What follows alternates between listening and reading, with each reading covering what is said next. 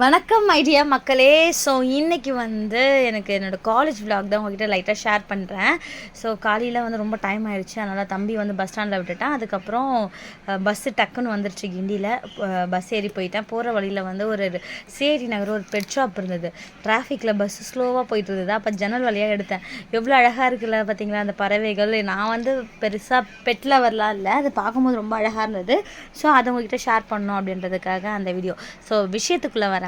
Actually நான் இன்னைக்கு என்ன சொல்ல வரேன் அப்படின்னா, நம்ம கூட இருக்கிறவங்க எல்லாருமே நம்ம ஈக்குவலாக பார்க்கணும்.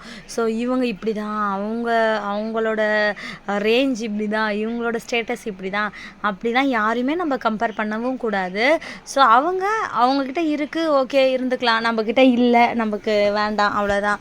ஸோ நம்மக்கிட்ட என்ன இருக்கோ ஸோ அதில் நம்ம வந்து சந்தோஷப்படணும் ஒன்று. இன்னொன்று வந்து அன்போல எல்லா விஷயத்துலையுமே வந்து உண்மையாக இருந்துட்டு, ஸோ அதை நம்ம மற்றவங்கக்கிட்ட வந்து அதை கரெக்டான விகிதத்தில் காட்டினா அது ரொம்ப நல்லா இருக்கும்னு நினைக்கிறேன். நான் கரெக்டாக சொன்னேன்னா என்னன்னு தெரியல.